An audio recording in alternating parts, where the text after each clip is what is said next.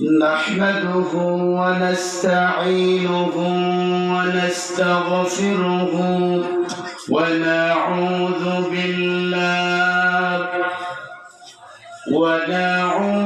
بالله من شرور أنفسنا ومن سيئات أعمالنا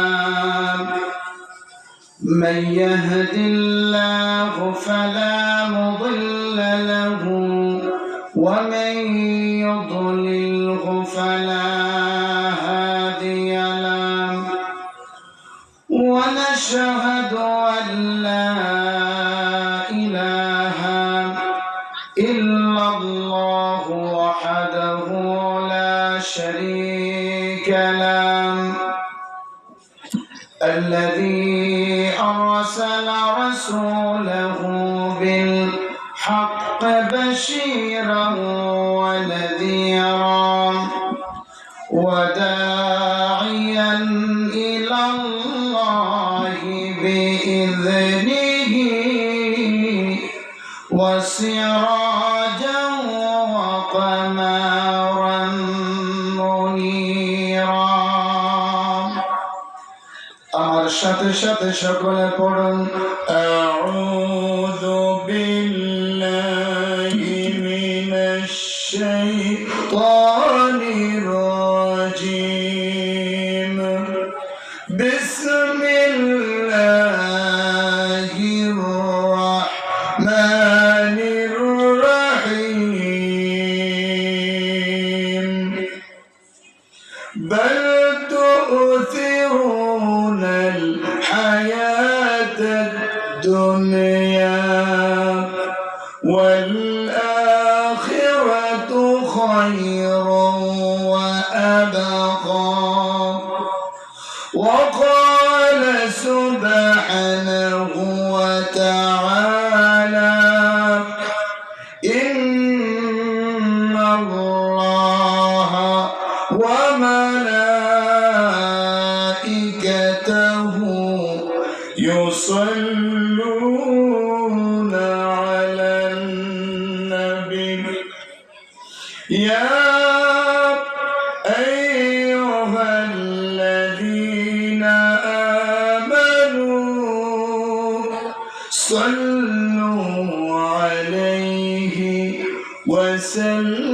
وسلموا تسليما اللهم صل على محمد وعلى آل محمد كما صليت على إبراهيم وعلى آل إبراهيم إنك حميد مجيد اللهم بارك على محمد وعلى آل محمد كما باركت على إبراهيم وعلى آل إبراهيم إنك حميد مجيد شكر اللهم سلم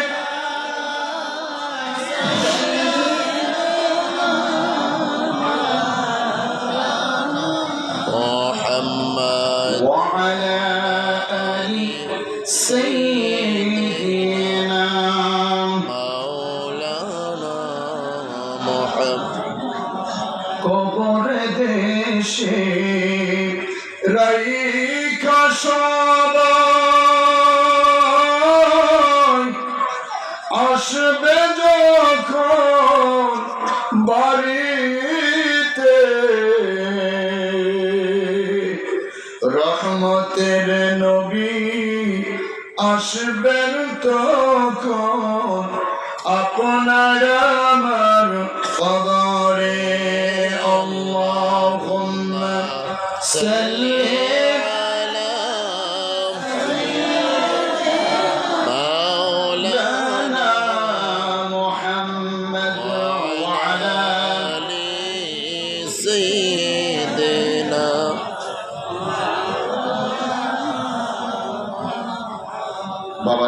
দরুদ শরীফ পড়লে কি লাভ হয় না লস হয়? আর আসতে বলে লাভ না লস?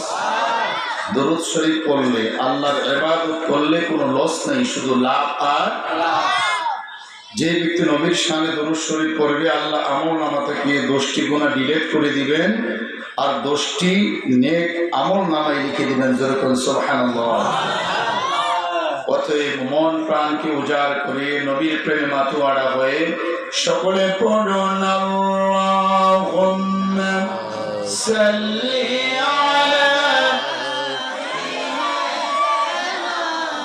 মাওলানা মুহাম্মদ ওয়া আলা আলি সাইয়্যিদিনা মাওলানা।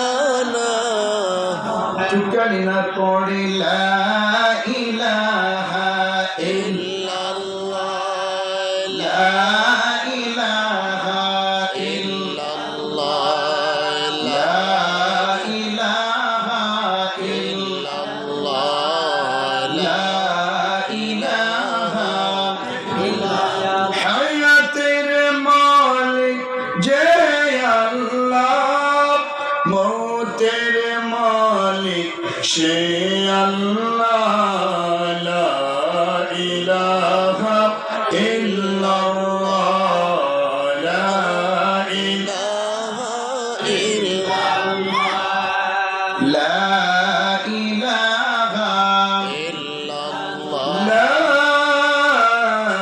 ইলাহা ইল্লাল্লাহ মুহাম্মাদুর রাসূলুল্লাহ সাল্লাল্লাহু আলাইহি ওয়াসাল্লাম।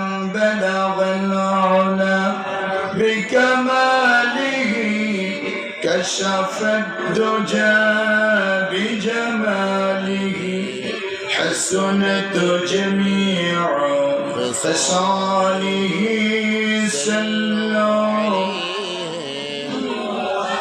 আল্লাহুম্মা আমিন।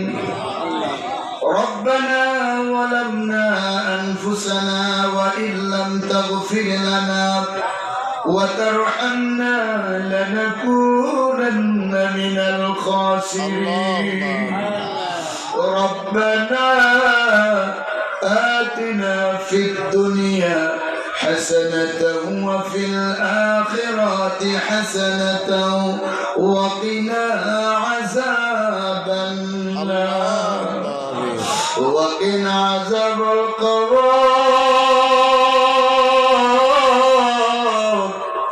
وقنا عذاب الحشر وقنا عذاب الميزان وقنا عذاب الفرسران وقنا عذاب السكرة الموت. آمين. رب العالمين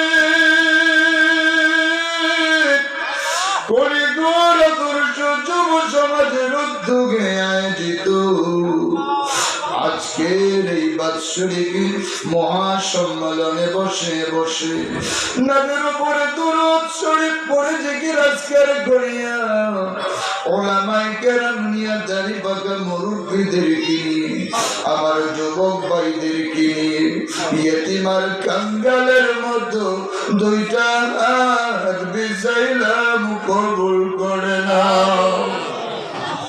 এটা দিয়া আমাদের পক্ষ থেকে লক্ষ লক্ষ কোটি গুণে বানাইয়া আমার নবীজির রওজা মুবারকে সোনার মদিনায় সবুজ গম্বুজের নিচে বকশিশ করলাম, কবুল করে নাও।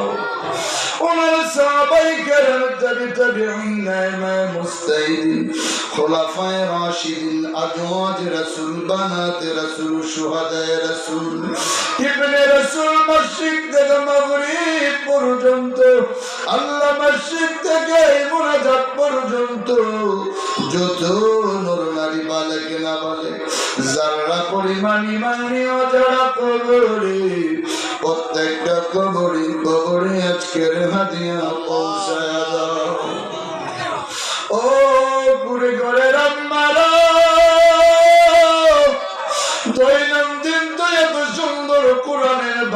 সাজানো হয় না। ও আম্মা, যেই করে তুমি লাল শাড়ি পরে আসছো, ওই গেট থেকে তুমি কোন দিন সাদা শাড়ি পরে বাইরে পাইবা তুমি জানো না। ও আম্মা, তোমার স্বামীকে পাঠায়া দাও, কলিজার টুকরা সন্তানকে পাঠায়া দাও, তোমার আপনজনদেরকে পাঠায়া দাও। এই কুড়িঘরের একটা মুর্দারা তো আজকে কবরে মাহফিলের চতুর্দিকে ঘুরতেছে।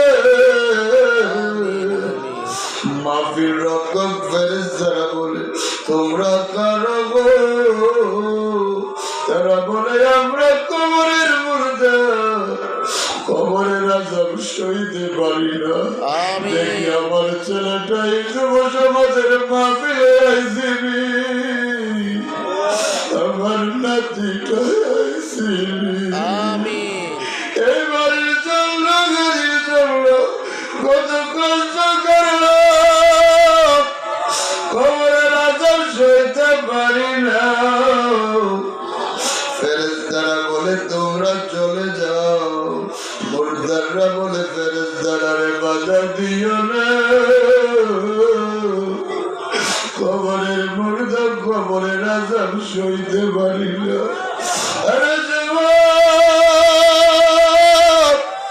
আমি অনুরোধ করবো রে, একটা যুবক পয়সা থাকিছিল এই মাহফিলে শরীক হয়ে যা। এমন হতে পারে এই মাহফিল তোর জীবনের শেষ মাহফিল হইতে পারে। তোদের যুব সমাজের দুলাল কইরে, আক্তার কইরে, আরাফাত কইরে, এই গ্রাম চাললো, সমাজ চাললো, তোদেরকে চাইরা কবরে শুইছে রে। এমন তো হতে পারে রে, তুমি আমিও কবরের মেহমান হতে পারি। আমি অনুরোধ করবো আজকের এই মাহফিলে চলে আসো, এই মাহফিলকে জারিয়া করে আল্লাহ জীবনের গুনাহ মাফ করে দিতে পারে। ও বাবারা, মনে রায় না একটু তাকাইয়া দেখো না, আব্বার চেহারাটা দেখো যায়নি, আব্বার চেহারাটা দেখে যায়নি রে। মনে রায় না একটু তাকাইয়া দেখো যে আব্বা মাহফিলে গেলে মাহফিল থেকে রাতের বেলা বিরিয়ানির ফোটারে টান দিয়েছিল, তোমার আমার মুখে দিত রে। ওই আব্বার কথা স্মরণ করো রে, ওই আব্বার জন্য দোয়া করো রে, আজকে তোমার বিনিময় পাইতাবা। ওই আব্বারে আল্লাহ মাফ করে দিতে পারে, ওই আম্মারে মাফ করে দিতে পারে। এই মাঘ মাসের শীতের ভিতরে আমি যাইনে বজরাম করে দিয়েছি, বামে নিয়ে আসছেন, ডাইমাম বিজয় দিয়েছি রে, সব জায়গা বিজয় দিয়েছি। মা সারা রাত্র আমার বুকের সাথে জড়াইয়া রাখছে, ওই জনম দুঃখিনী মা যার দুনিয়ায় নাই রে। ওই মা বাবার কবর গুলাকে মুহূর্তের মধ্যে রাউদাতুম মিন রিয়াদিল জান্নাহ বানিয়ে দাও। এই এলাকার সকল গুনাহের আযাব তুমি মাফ করে দাও। আল্লাহ গত আল্লাহ 17 সালে এসেছিলাম, আল্লাহ আশরাফের মাও শুনেছি নাই, তার বড় ভাইটো দুনিয়ায় নাই। কত লেবাননে সাক্ষাৎ হয়েছে, আজকে তারা কবরে, আমরা দুনিয়ায় কবরের কথা স্মরণ করে করে দুনিয়ার জীবন জিন্দেগি করার তৌফিক দান করে দাও। কত গুনাহ করছি মাবুদ আল্লাহ জীবনে, মাফ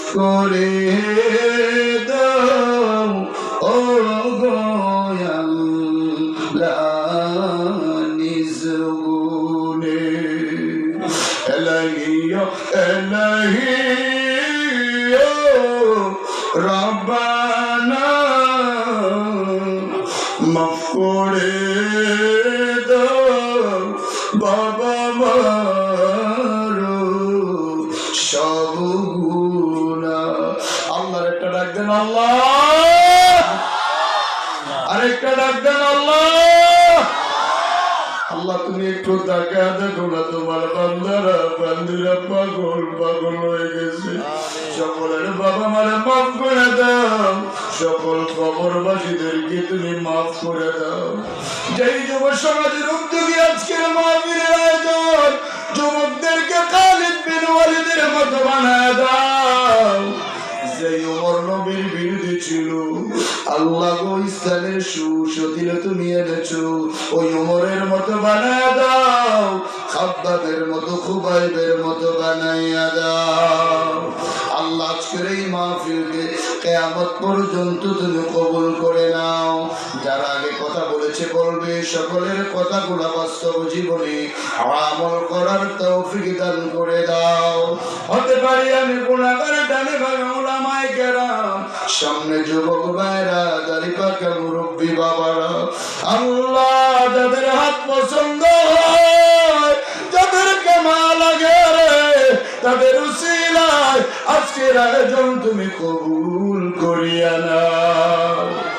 আল্লাহ দুনিয়ার প্রতি মায়া কমাইয়া দাও, পরকালের প্রতি মায়া বাড়াইয়া দাও।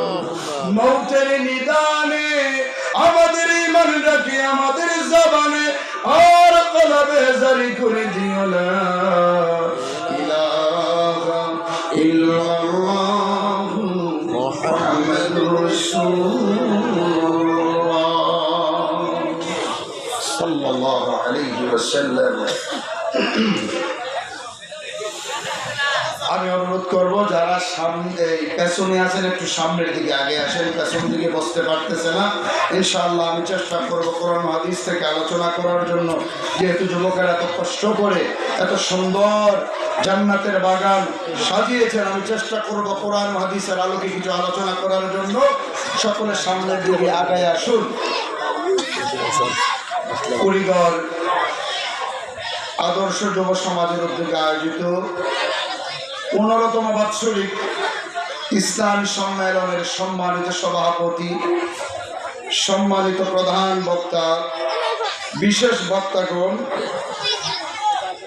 যারা আমার উস্তাদ তুল্য, যাদের ছাত্র হতে পারলে আমার জীবনটা ধন্য হতো, আল্লাহ তাআলা সমস্ত উলামায়ে কেরাম যারা কথা বলেছেন বলবেন, আল্লাহ তাআলা যেন তাদের হায়াতের মধ্যে বারাকা দান করে। সকলে বলি আমিন।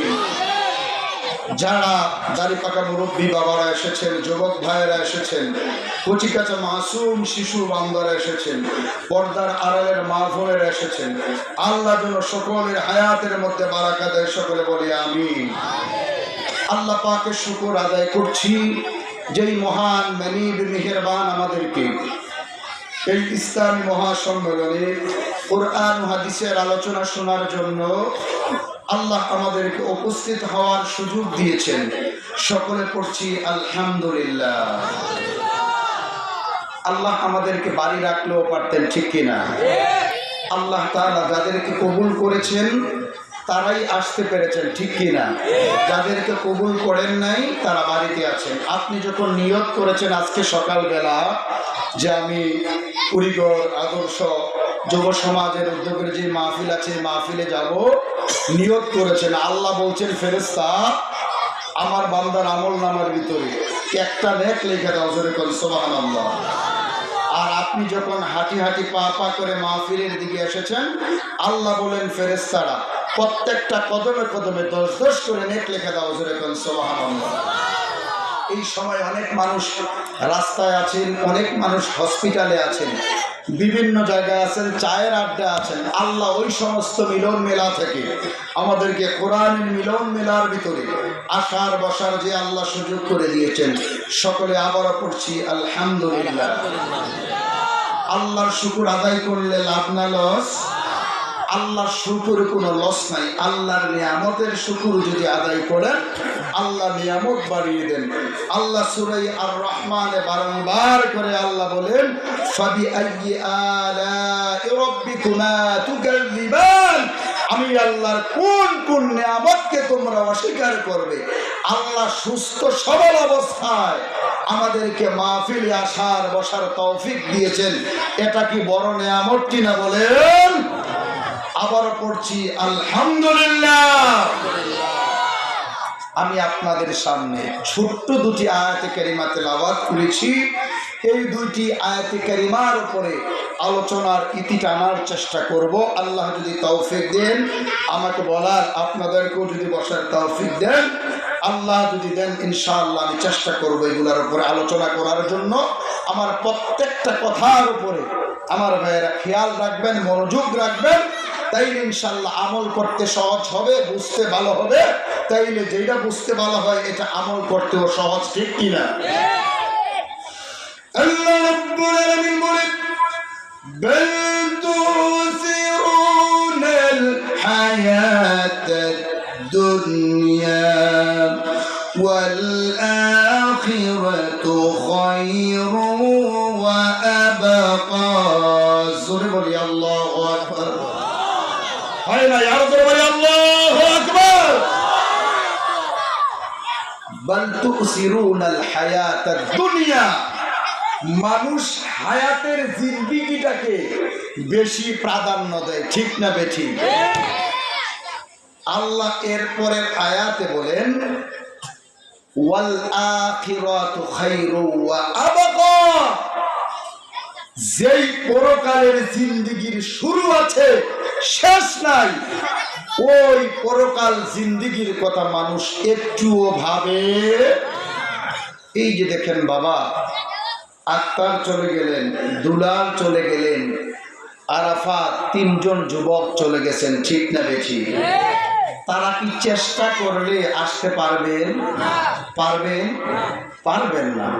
অতএব কবরবাসীদের মাগফিরাত কামনা তিনজনের নাম লিখেছেন। মূলত দোয়া কি তিনজনের জন্য হবে বা হয়েছে? একজন বা দুজনকে ওসিলা করে তামাম পৃথিবীর সমস্ত মুমিন মুমিনাতদের জন্য, সকলের জন্য দোয়া হবে, ঠিক কিনা কন? প্রিয় ভাইরা আমার, এই দুনিয়ার জীবন জিন্দেগিকে মানুষ অতিরিক্ত ভাবে প্রাধান্য দেয়, পরকালের জিন্দেগির কথা একটু চিন্তা করে না। পরকালের জিন্দেগি শুরু হয়ে যায় কবরের জিন্দেগি থেকে। জোরে কোন সুবহানাল্লাহ। মানুষ মনে করে এই দুনিয়ার ভিতরে চিরজীবন চিরদিন থাকব, এই দুনিয়ার ভিতরে চিরদিন থাকা যাবে না। যেই তিনটা যুবক থাকে নাই, আমার বাবা থাকে নাই, মা থাকে নাই, দাদা থাকে নাই, দাদি থাকে নাই, পিতৃপুরুষগুলা আদম থেকে শুরু করে সবাই পর্যায়ক্রমে একজন একজন করে কবরে চলে গেছে। আমরাও একদিন কবরে চলে যাব, ঠিক না বেঠিক? প্রিয় ভাইরা আমার, একটা মানুষ যদি সংসদ ভবনে যাইতে হয়, ডাইরেক্ট সংসদ ভবনে যাইতে পারবে না, আগে মেম্বারের কাছে যাওয়া লাগবে, চেয়ারম্যান এমপি মহোদয়, এরকম করে একজনের পর একজন করে আগাতে হবে, ঠিক না বেঠিক? একটা ছেলে যখন বিদেশে যাবে, পাসপোর্ট ভিসা প্রসেসিং ছাড়া ওই ব্যক্তি এয়ারপোর্টের মধ্যে ঢুকতে পারবে না, ইমিগ্রেশনের ভিতরে ঢুকতে পারবে না, ঠিক না বেঠিক? সব কিছু যখন প্রসেসিং হয়ে যাবে, আস্তে আস্তে করে আমার ভাইরা ঢুকতে পারবে, ঠিক না বেঠিক?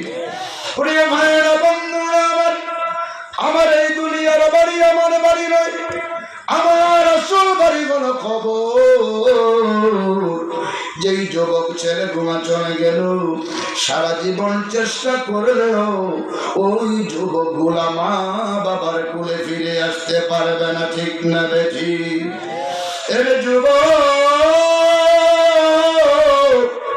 যৌবনের তাড়নায় কত গুনার সাথে তুমি লিপ্ত, যৌবনের তাড়নায় কত গুণ করো রে যুবক। এরে যুবক শোনো, এই মুহূর্তে তুমি যদি সেজদার মধ্যে পড়ে যাও, সেজদা দিতে দেরি হবে রে আল্লাহর দরবারে যুবক, সেজদাটা কবুল করিতে দেরি হবে না। জোরে কোন সুবহানাল্লাহ। একটা যুবক যখন জমিনের ভিতরে সেজদা পড়ে যায় রে যুবক, জমিনটা এইভাবে তরতর করে কাঁপতে থাকে। আল্লাহ দেখে বলে, জমিনে রে এইভাবে কম্পন শুরু করেছো কেন?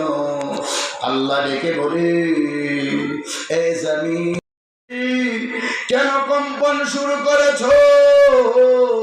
জমিন ডেকে বলে, আল্লাহ তোমার যুবক যুবতী যখন সেজদায় পড়েছে, তার কপালটা এত উঁচন, এত ভার লাগে আল্লাহ, আমি জমিন সহ্য করতে পারি না।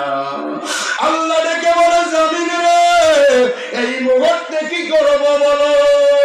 আল্লাহকে জমিন ডেকে বলে, আল্লাহ তোমার যুবক যখন সেজদায় পড়িয়া বলছে সুবহান রাব্বিয়াল আ'লা, সুবহান রাব্বিয়াল আ'লা, বলার আগে আগে ওই যুবক যুবতীর গুনাহগুলি মাফ করে দাও। জোরে কোন সুবহানাল্লাহ, আর জোরে কোন সুবহানাল্লাহ। কেমন করে ঘুমাও তুমি ফজর করে কাজা, এমন তো হতে পারি জোহরে জানাজা তোমার, জোহরে জানাজা। ঠিক কিনা বাবা? সবাই বলেন, কেমন করে ঘুমাও তুমি ফজর করে কাজা,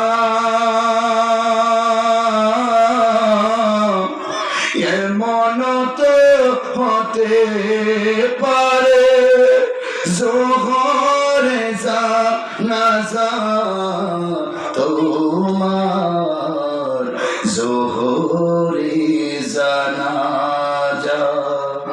মুসলিম হয় না জন্ম নিলে মুসলমানের ঘরে, কাফের মুমিন তফাত হয় মা বাবার উপরি। এই জীবনের সালাত যেন হয়নি কোনো কাজা,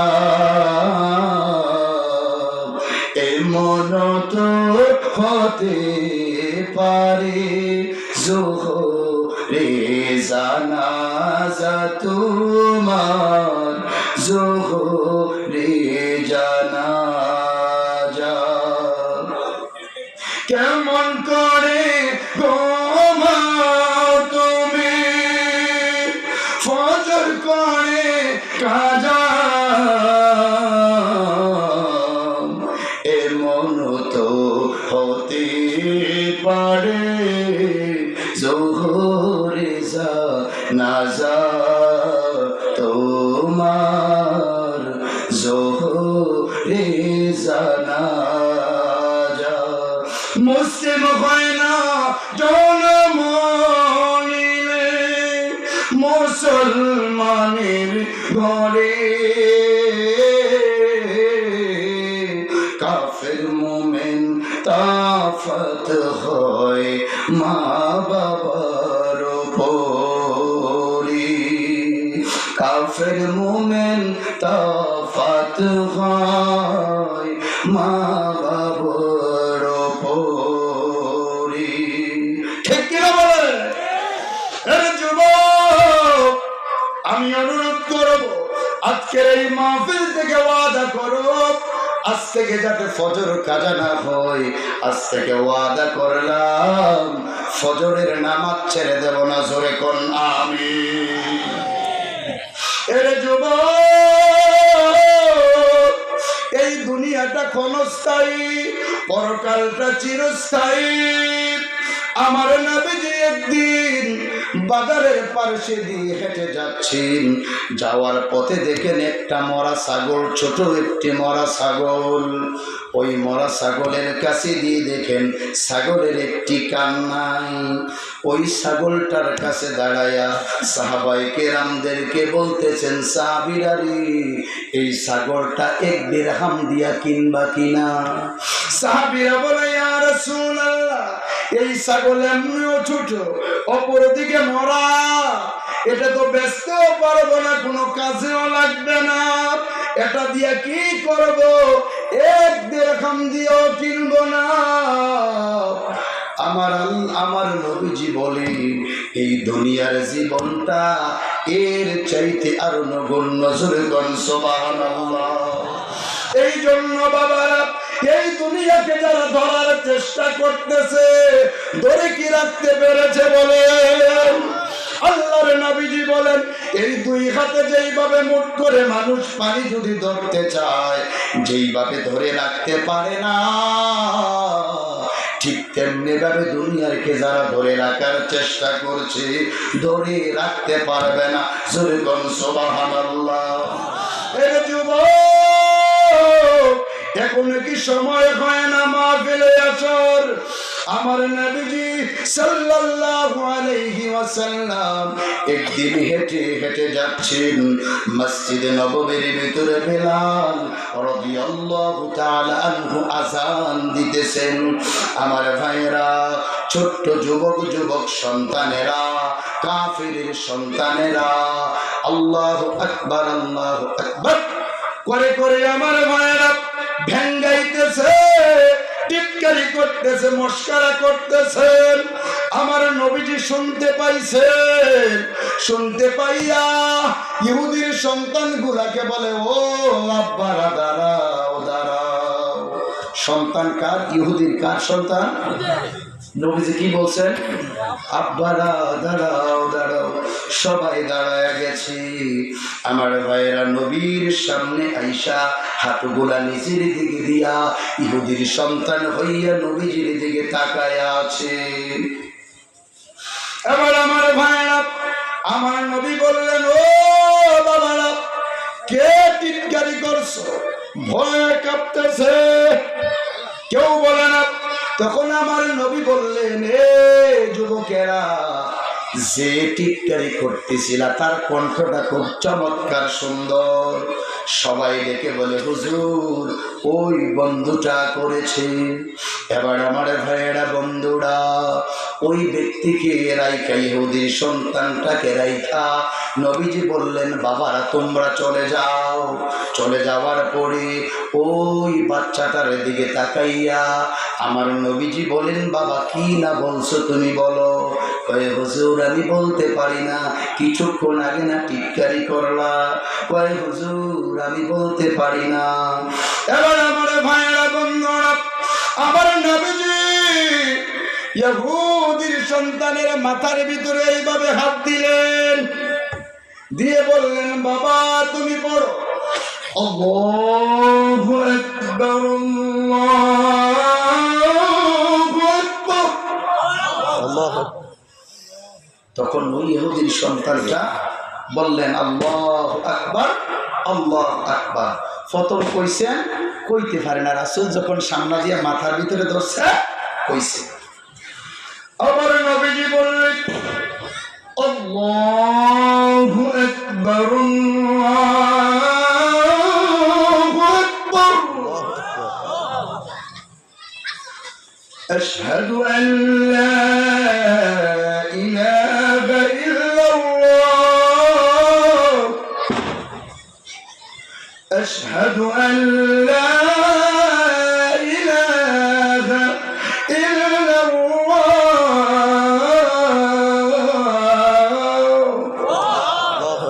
তখন রাসূলের সঙ্গে আযানের বাক্যগুলা সুন্দর করে কইছে।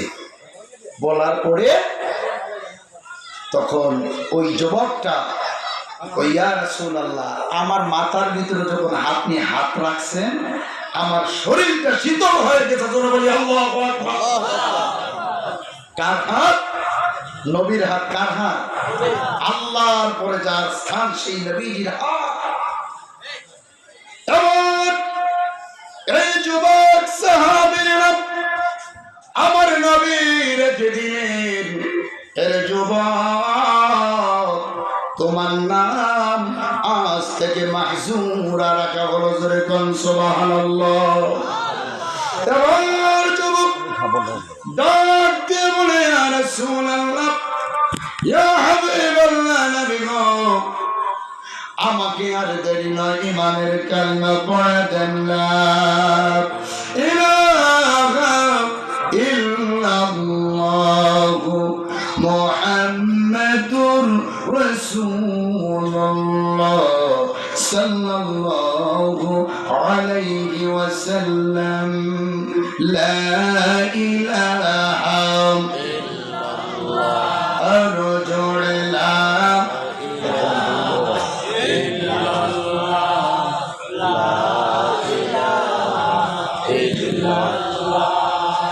لا إله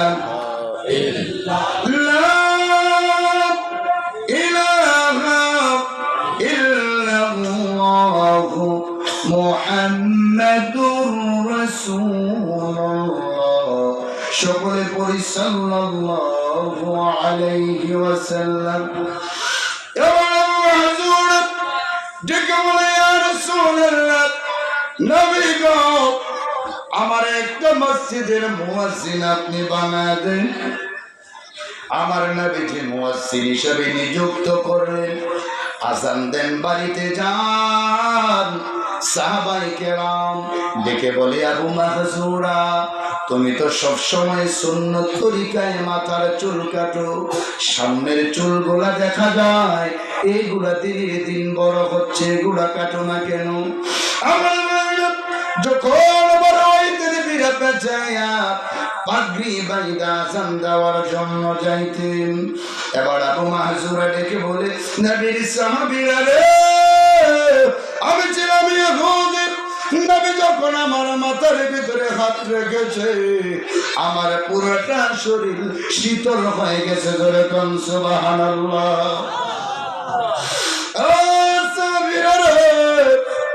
আমি চুলগুলা কাটি নাই জন্য আমার নবীর যে হাত মোবারক লাগছে ওই হাতের চোর চুলগুলা লইয়া আমি কবর পর্যন্ত যাইতে চাই, জোরে কোন সুবহানাল্লাহ।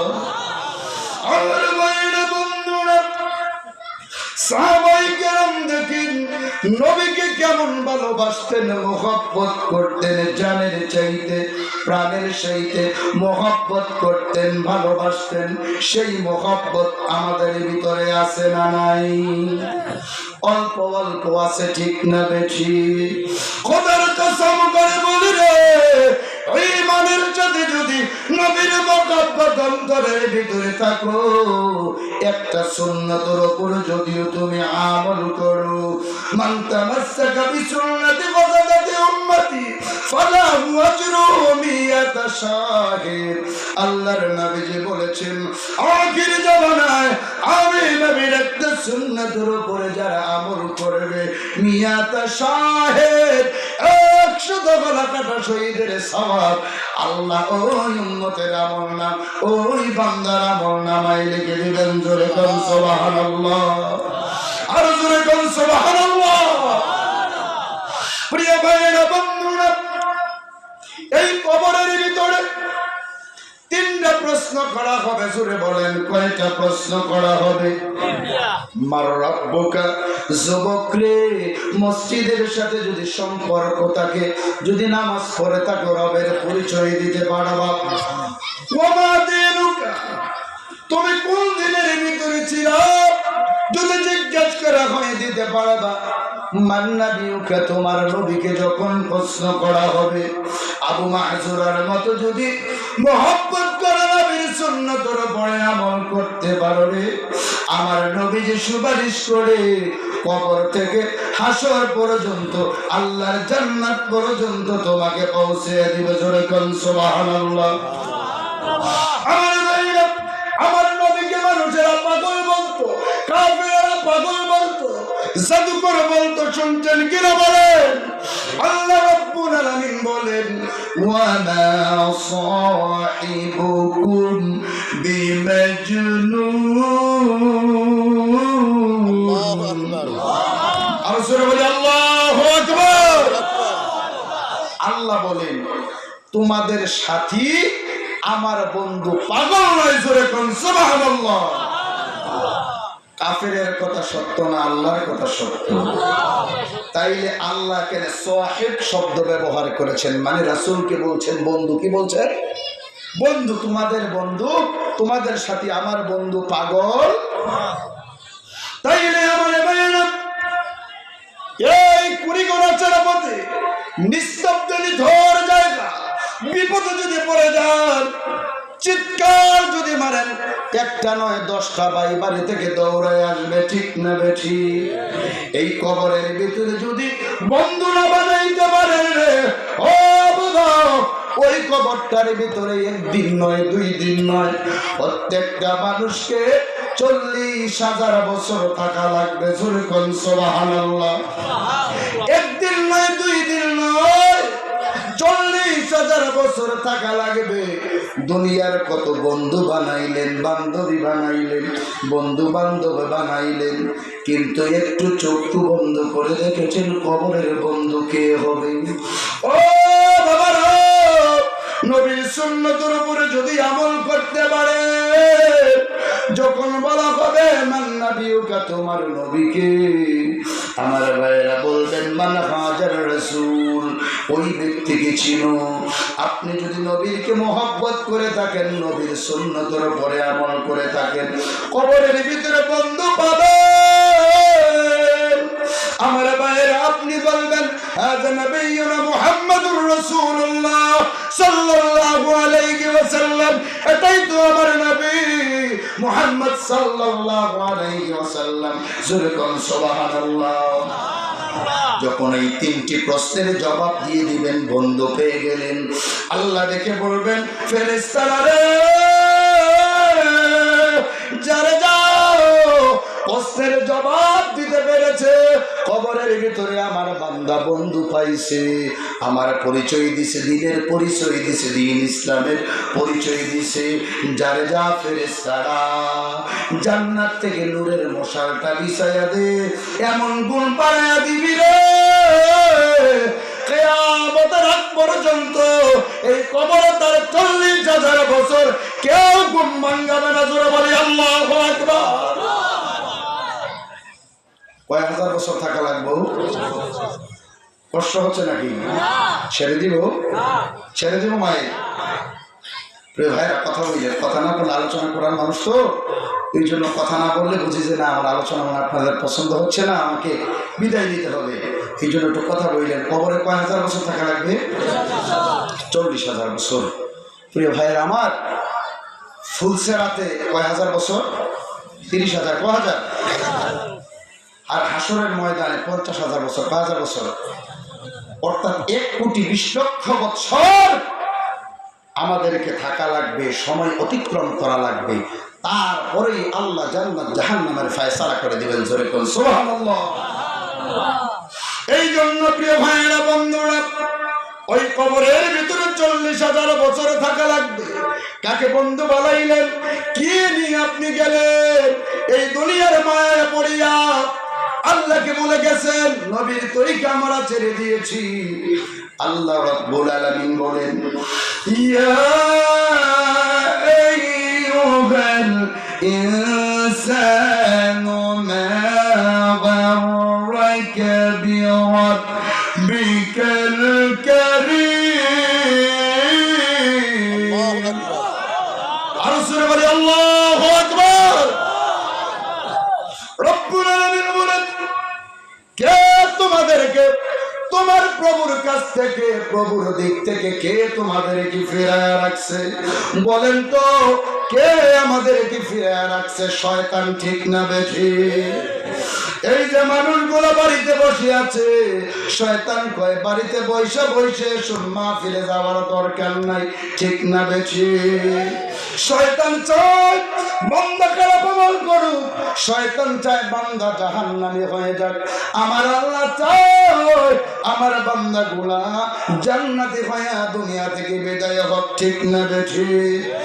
রব্বুল আলামিন বলেন, ইয়া আইয়ুহাল্লাযীনা আমানু দুখুলু ফিস-সিলমি কাফা ওয়া লা তাত্তাবি'উ খুতুওয়াতিশ শায়াতান ইন্নাহু লাকুম আদুউম মুবিন।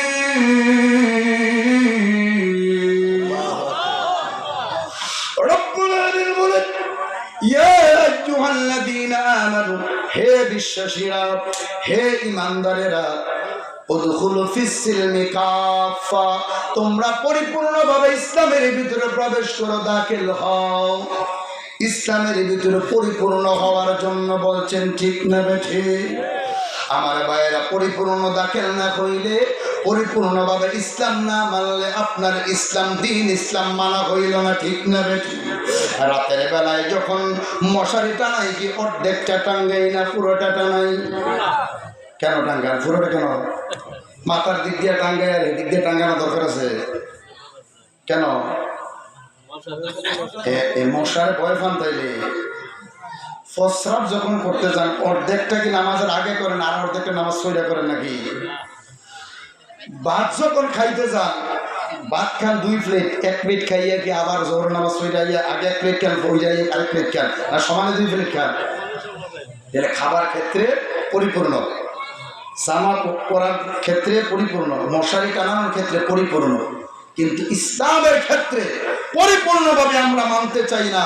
ইসলামটাকে যে যেইভাবে চাচ্ছে এইভাবে রঙিন করার চেষ্টা করছে, ঠিক না বেঠি? আমার ভাইয়েরা, আল্লাহ তাআলা বলে দিয়েছেন, আল ইয়াউমা আকমালতু লাকুম দীনাকুম ওয়া আতমামতু আলাইকুম নি'মাতি ওয়া রাদিতু লাকুমুল ইসলাম দীনা। আজ থেকে ইসলামকে পরিপূর্ণ করে দিলাম, কমপ্লিট করে দিলাম। জোরে বলি আল্লাহু আকবার। তাই ইসলামের ভিতরে লাগানো যাবে না, কমানো যাবে। এই জন্য রব্বুল আলামিন বলেন, আমানু দুখুলু ফিস-সিলমি কাফা, পরিপূর্ণভাবে ইসলামের ভিতরে প্রবেশ করো। ওয়ালা তাত্তাবিউ খুতুওয়াতিশ শায়তান, তোমরা শয়তানের অনুসরণ কইরো না, অনুকরণ কইরো না। ইন্নাহু লাকুম আদুউম মুবিন, শয়তান হলো তোমাদের প্রকাশ্য শত্রু। আমাদের যারা বছর আগে আমাদের নবীর মাধ্যমে জানায়া দিয়েছেন, ওয়ালা তাত্তাবিউ খুতুওয়াতিশ শায়তান, শয়তানের অনুসরণ করিও না, অনুকরণ করিও না। ইন্নাহু লাকুম আদুউম মুবিন, শয়তান হলো তোমাদের প্রকাশ্য শত্রু। এবার যদি আপনি জেনেও জাহান্নামী হয়ে যান, আল্লাহর কোনো দোষ আছে? আল্লাহর দোষী করতে পারবেন না। আল্লাহ বলেন, ইন্নাকা লা তুখলিফুল মিআদ। আল্লাহ বলেন, দুনিয়ার মানুষের ওয়াদা ভঙ্গ হইতে পারে রে, আমি আল্লাহর ওয়াদা কখনো ভঙ্গ হয় না। বান্দা যদি নেক আমল করে, বাল তুসিরুনাল হায়াতাদ দুনিয়া, এই দুনিয়ার জীবনটাকে যদি প্রাধান্য না দেয়, ওয়াল আখিরাতু খায়রু ওয়া আবকা, এই পরকালের জীবনটাকে যদি প্রাধান্য দেয়, প্রাধান্য দিয়ে দুনিয়ার জিন্দেগি যদি নেক আমল করে যায়, আমি আল্লাহ যা ওয়াদা করেছে ওয়াদা মিস করি না। আমি আল্লাহর সুখ শান্তিময় জান্নাত আমি আল্লাহ তাদেরকে দিয়ে দেব। সুবহানাল্লাহ। এই জন্য প্রিয় ভাইয়েরা, বন্ধুরা, আল্লাহর আদেশ মানা লাগবে, নবীর সুন্নত তরিকায় চলা লাগবে, নবীকে ভালোবাসা লাগবে, নবীর তরিকায়, ঠিক না বেঠিক? মন গড়া মানা যাবে না। আমার ভাইয়েরা, সাহাবায়ে কেরাম কেরামের দিকে তাকিয়ে দেখেন সাহাবায়ে কেরাম কেমন নবীকে ভালোবাসতেন, কেমন মহব্বত করতেন। উহুদের যুদ্ধের ময়দানে আমার নবী বললেন, সাহাবীরা রে, উহুদের ময়দানে যুদ্ধ করা লাগবে, মুজাহিদদের কাতারে সাহাবায়ে কেরামদের নাম লিখো। সাহাবায়ে কেরামের নাম লিপিবদ্ধ করা শুরু করলো মুজাহিদদের কাতারে। আমার ভাইয়েরা লিখতে লিখতে 65 জনের নাম লিখলেন। এমনি আমার ভাইরা নবীজির একজন প্রতিবন্ধী সাহাবী আমর ইবনে জামুহ রাদিয়াল্লাহু তাআলা আনহু ডেকে বলে, ইয়া রাসূলুল্লাহ, নবী গো, আমি উহুদের ময়দানে যাইতে চাই, আমার আপন জীবনটা দিতে চাই, আমি শহীদ হতে চাই। নবী গো, আমি উহুদের ময়দানে আমার আপন জীবনটা কুরবানি দিতে চাই। জোরে কোন সুবহানাল্লাহ। আমার নবী বললেন, এ আমার, তুমি তো প্রতিবন্ধী মানুষ, তুমি যুদ্ধের ময়দানে গিয়ে কেমনে তলোয়ার চালাইবা, যুদ্ধ করতে পারবা না।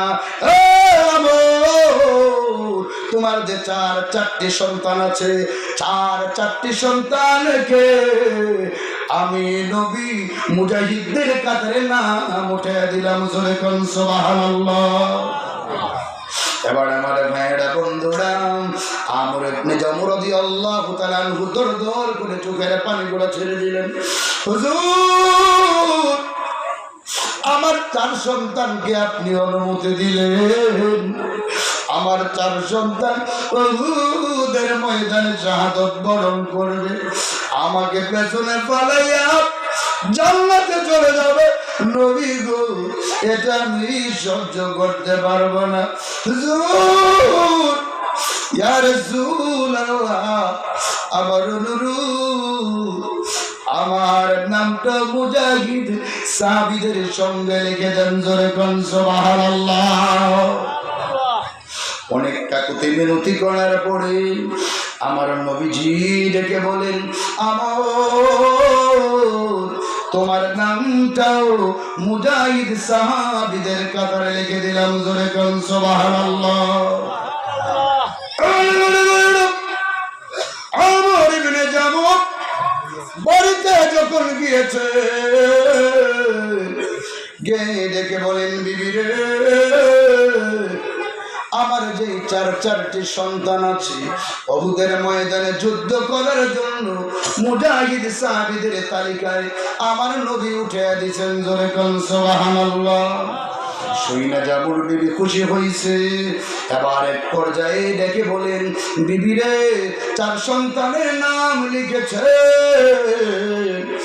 আমি অনেক কাকুতি মিনতি করার কারণে আমার নামটাও ওই সাহাবীদের কাতারে লিখেছে। জোরে কোন সুবহানাল্লাহ।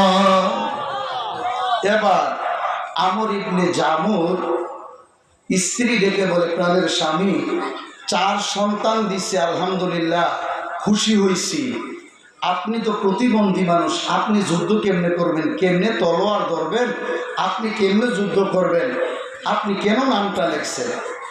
প্রিয় ভাইয়ের আমার, দেখবেন বাহিরে যদি স্বামী যত কষ্টই করে, বাড়িতে যদি সুন্দর ব্যবহার আচরণ পায়, বাহিরের কষ্টটা কিন্তু ভিতরে আইসা ভুলা যায়। ঠিক না বেঠিক? আর বাহিরের ভিতরে যত শান্তি পায় বা যতই কিছু হোক, ভিতরে আইসা অশান্তি হইলে খারাপ লাগে। আর যদি বাহিরে অশান্তি হয়, ভিতরে শান্তি হইলে শান্তি লাগে। জোরে বলেন ঠিক না বেঠিক? তো টিটকারি করে যখন বলছে, আমর ইবনে জামুহ রাদিয়াল্লাহু তাআলা মাইন্ডে কথাটা লাগছে, তখন উনি ওযু বানাইছে। সাহাবায়ে কেরাম বিপদে পড়ে যেতেন, নবী আলাইহিস সালাতু ওয়াস সালাম বিপদে পড়ে যেতেন, সেজদায় পড়ে যেতেন। কি কোথায় পড়ে যেতেন?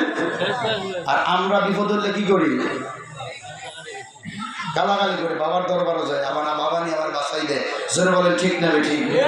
আমার হায়াতের মালিক কে? আমার তাকদীরের মালিক কে? যিনি আমার হায়াতের মালিক, মৌতের মালিক, আমার সব কিছুর মালিক, কখনো পীর সাহেব হতে পারে না। ঠিক না বেঠিক? আমি তো বলি, আমানতু বিল্লাহি ওয়া মালাইকাতিহি ওয়া কুতুবিহি ওয়া রাসূলিহি ওয়াল ইয়াউমিল আখির ওয়াল কদরি ওয়া খাইরিহি ওয়া শাররিহি। আমার তাকদীরের উপরে, ভালো মন্দের উপরে আমি ঈমান আনলাম আল্লাহর উপরে। কার উপরে? জোরে বলেন, কার উপরে? অতএব প্রিয় ভাইয়েরা, বন্ধুরা আমার, আল্লাহর উপরে আমি ঈমান এনেছি। অতএব সমস্ত বিপদ আপদ থেকে আমাদেরকে বাঁচাইতে পারেন যিনি, তিনি কে?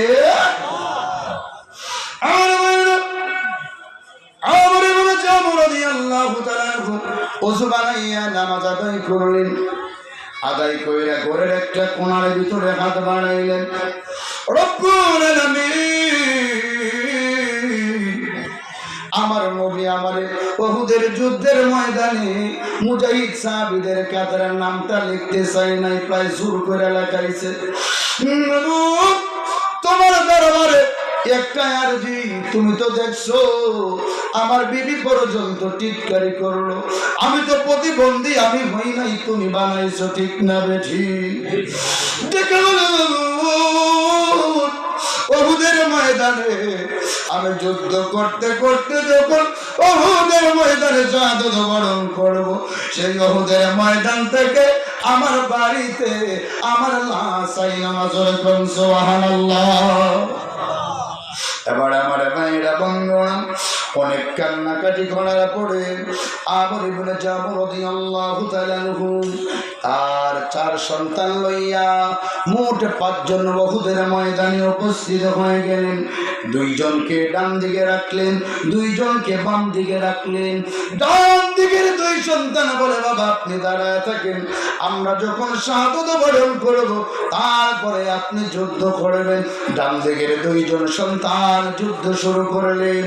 যুদ্ধ করতে করতে উহুদের ময়দানে অসংখ্য গরিত কাফেরকে জাহান্নামে পাঠাইয়া ডান দিকের 2 জন সন্তান শাহাদাত বরণ করলেন। জোরে কোন সুবহানাল্লাহ। যখন শাহাদাত বরণ করলেন, বাম দিকের 2 জন সন্তান আবার যুদ্ধের ময়দানে যুদ্ধ করে অসংখ্য গরিত কাফেরকে জাহান্নামে পাঠাইয়া উনিও শাহাদাত বরণ করলেন। জোরে কোন সুবহানাল্লাহ। এবার আমর ইবনে জামুর পালা, উনি যুদ্ধ করতেছে। যুদ্ধ করতে করতে অসংখ্য অগণিত কাফেরকে হত্যা করিয়া উনি উহুদের ময়দানে শাহাদাত বরণ করলেন। জোরে কোন সুবহানাল্লাহ। বন্ধুরা, আমার নবী ওয়ার্ডার করলেন সাহাবীরা রে, উহুদের ময়দানে যেই মুজাহিদ সাহাবারা শাহাদাত বরণ করেছে সবার গার্জিয়ান ডাকাইয়া ওই সাহাবীদের দাফনের ব্যবস্থা করো। জোরে কোন সুবহানাল্লাহ।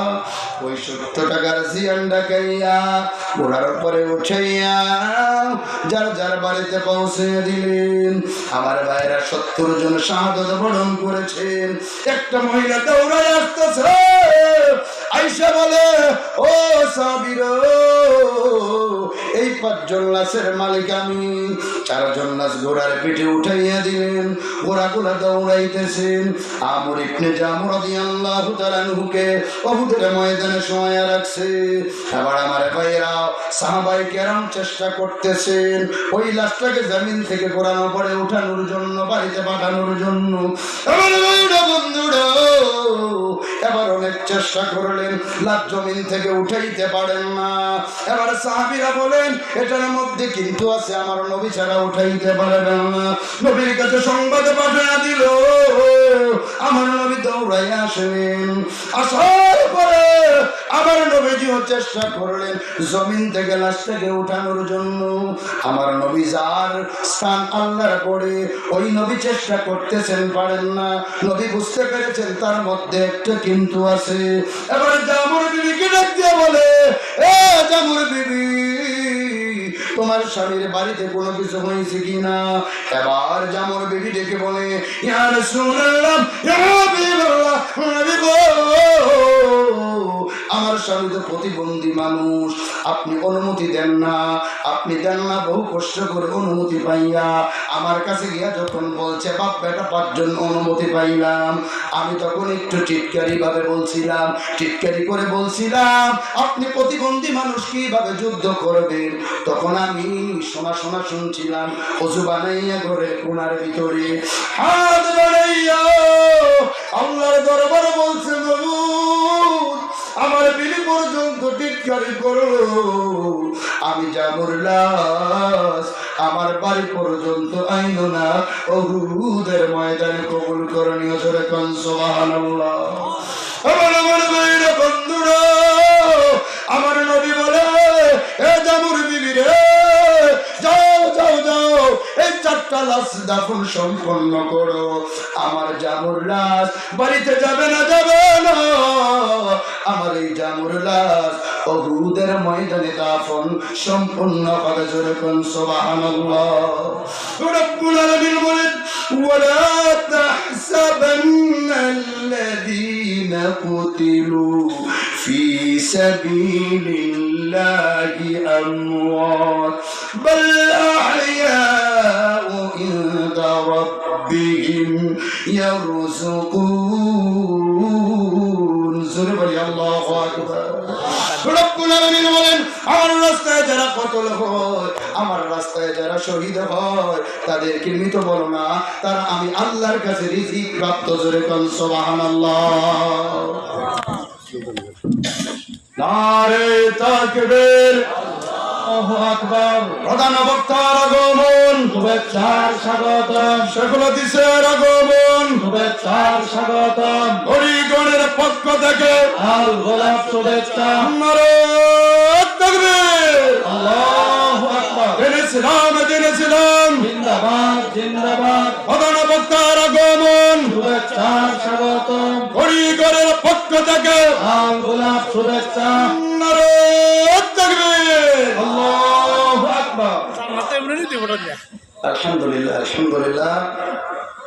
যার অপেক্ষায় আপনারা অপেক্ষমান ছিলেন, আমাদের কাঙ্ক্ষিত মেহমান, আমাদের উস্তাদ চুল্ল আলিম দ্বীন আমাদের মধ্যে উপস্থিত হয়ে গেছেন। ইনশাআল্লাহ কোরআন হাদিসের আলোচনা ইনশাআল্লাহ করবেন। হুজুরের আলোচনা আমরাও দেখি, আলহামদুলিল্লাহ। কথা বলবেন কোরআন হাদিস থেকে। আপনারা লাস্ট পর্যন্ত সবাই থাকবেন তো? আল্লাহ আমাদেরকে কবুল করে জোরে বলি আমিন। প্রিয় ভাইয়েরা বন্ধুরা, এই আমর ইবনে জামুর লাশ উহুদের ময়দানে দাফন সম্পন্ন হয়েছে। এই জন্য প্রিয় ভাইয়েরা বন্ধুরা, সাহাবায়ে কেরামের নবীর প্রতি মহব্বত ভালোবাসা কম ছিল না বেশি ছিল? আরো জোরে বলা লাগবে, কম না বেশি ছিল? আমাদের অন্তরে কম না বেশি? কম। আমাদের অন্তরে জিরাফির ভালোবাসা, বিরিয়ানির ভালোবাসা। জোরে বলেন ঠিক না বেঠিক? নাইলে মাগরিব থেকে প্যান্ডেলে মানুষ থাকে না, বিরিয়ানি বা তাবারুক দেওয়ার আগে মানুষ থাকে কেন? তাইলে বোঝা গেছে জিলাপি তাবারুকের ভালোবাসা অন্তরে। প্রিয় ভাইয়েরা, নবীর ভালোবাসা মহব্বত যদি অন্তরে থাকে, খোদার কসম করে বলছি, ওই ব্যক্তি আল্লাহর জাহান্নামে যাবে না। তো যেই কথাটা প্রিয় ভাইয়েরা আমি বলতেছিলাম, সূরা আলার ভিতরে আল্লাহ বলেন, বাল তুসিরুনাল হায়াতাদ দুনিয়া, এই হায়াতের জিন্দেগিটাকে মানুষ অতিরিক্ত প্রাধান্য দেয়। ওয়াল আখিরাতু খায়রু ওয়া আবকা, পরকালের জিন্দেগিটা যেটার শুরু আছে শেষ নাই, ওই জিন্দেগিটাকে মানুষ প্রাধান্য দিতে চায় না। আজ থেকে যুবক ভাইরা, বৃদ্ধ বাবাজিরা, পর্দার আড়ালের মায়েরা বোনেরা, আমরা পরকালকে প্রাধান্য দিব। যদি পরকালকে প্রাধান্য দিয়ে এই দুনিয়ার জীবন জিন্দেগিটা করতে পারি, এই দুনিয়া হবে কল্যাণ, পরকাল হবে মুক্তি। মুক্তি হওয়ার কারণে আল্লাহর জান্নাতে যেতে পারবো। ঠিক না ঠিক? সেই আহ্বান দেখে আজকের মতো আলোচনা এখানেই সমাপ্ত করলাম। ওয়া মা তাওফীকি ইল্লা বিল্লাহ। আসসালামু আলাইকুম ওয়া রাহমাতুল্লাহি।